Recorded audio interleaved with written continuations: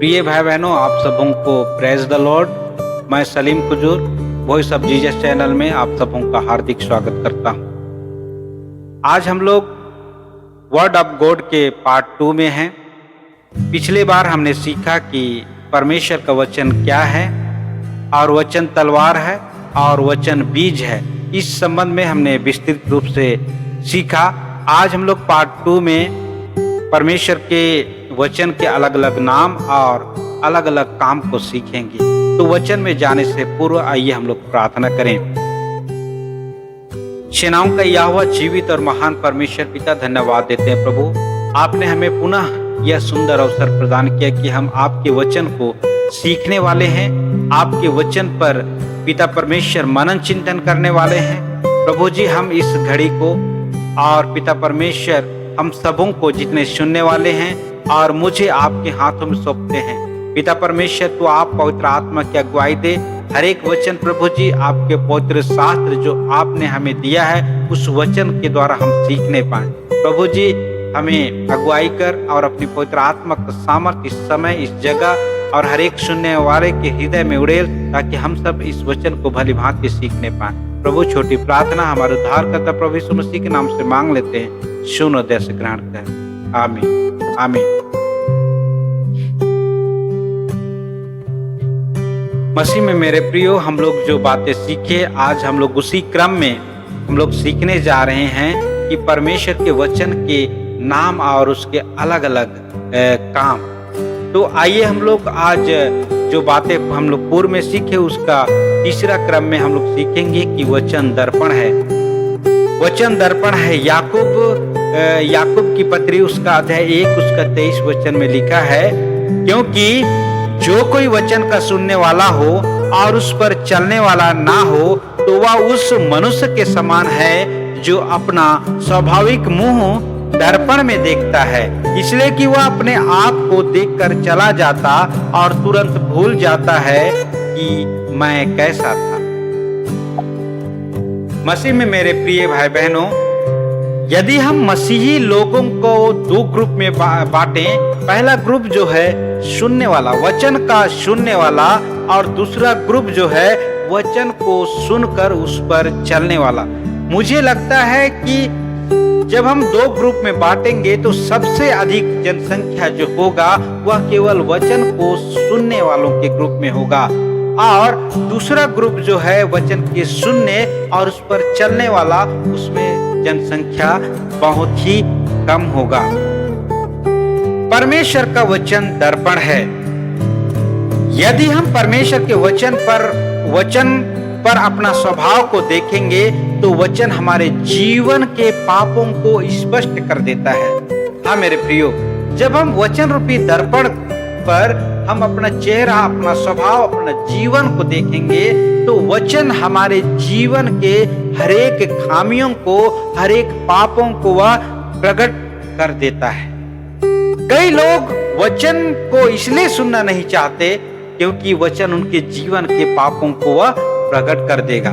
प्रत्येक दिन जब हम सुबह अपने कार्य के लिए निकलते हैं तब हम अपने आप को दर्पण पर देखते हैं, और यदि हमारे चेहरा पर और हमारे शरीर पर यदि कहीं कुछ कमी नजर आता है तब हम उसे पूरा कर लेते हैं, ठीक कर लेते हैं। लेकिन जब हम दर्पण से हम अपना चेहरा हटा लेते हैं और हम बाद में भूल जाते हैं कि हमारा चेहरा कैसा था।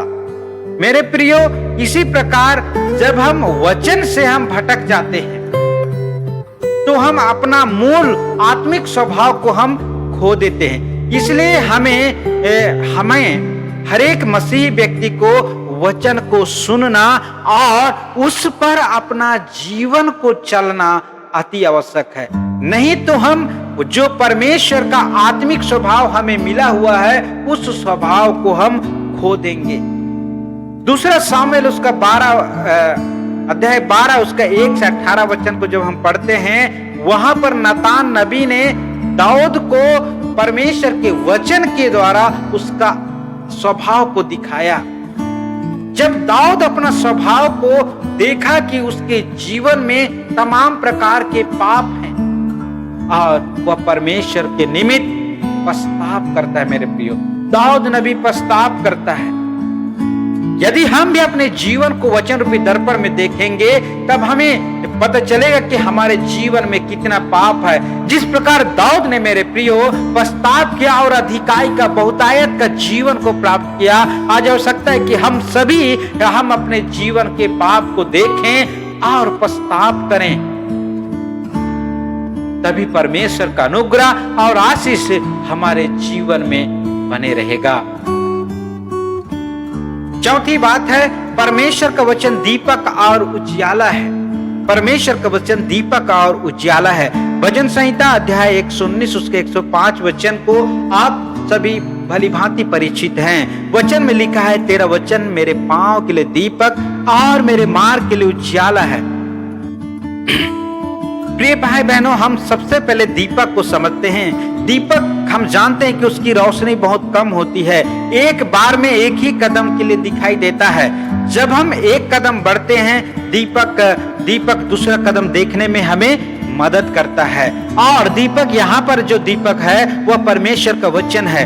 मेरे प्रियो, पांव के लिए दीपक का अर्थ है कि एक व्यक्ति को परमेश्वर के वचन में आगे बढ़ने के लिए और अंधकार में स्थिर रहने के लिए हमें वचन मदद करता है, सहयोग करता है। मसीह में मेरे प्रियो, लूका समाचार अध्याय 12 उसका 34 वचन कहता है, तुम्हारी कमर बंधी रहे, तुम्हारे दिए जलते रहें। अर्थात हर एक मसीही व्यक्ति के जीवन में परमेश्वर का वचन दीपक के रूप में रहना अति आवश्यक है।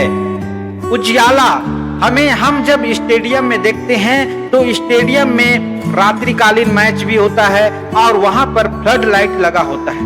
मेरे प्रियो, उसका लाइट स्पष्ट रूप से हर एक खिलाड़ी को व हर एक खेलने के लिए वहां मदद करता है। और जब परमेश्वर का वचन आज उजियाला है, जिसके रोशनी में कलीसिया का अगुवा अपनी कलीसिया और विश्वासियों को लेकर चल सकता है। दीपक व्यक्तिगत जीवन के लिए प्रकाश देता है। हाँ मेरे प्रियो, दीपक व्यक्तिगत जीवन के लिए प्रकाश देता है, लेकिन उजियाला जो है सभी लोगों को प्रकाश देता है। हाँ, उजियाला सभी लोगों के लिए है। आइए हम लोग 5वां भाग देखेंगे। परमेश्वर का वचन आग है। यिर्मयाह अध्याय 23 उसका 29 वचन कहता है, यहोवा की यह वाणी है, क्या मेरा वचन आग सा नहीं। मसीह में मेरे प्रिय भाई बहनों, हम जानते हैं कि आग का कार्य है जलाना। मसीह में मेरे प्रिय भाई बहनों, हम जानते हैं कि आग का कार्य है जलाना। परमेश्वर का वचन भी मनुष्य के विवेक को जलाता है। जब हम यूहन्ना रचित समाचार अध्याय 8 उसका 1-9 पद को देखते हैं, तब हमें मिलता है कि शास्त्री और फरीसी एक व्यभिचारिणी स्त्री को प्रभु यीशु मसीह के पास लाते हैं और कहते हैं कि मूसा की व्यवस्था आज्ञा हमें देता है कि हम पापी स्त्री को पथरवाह करें।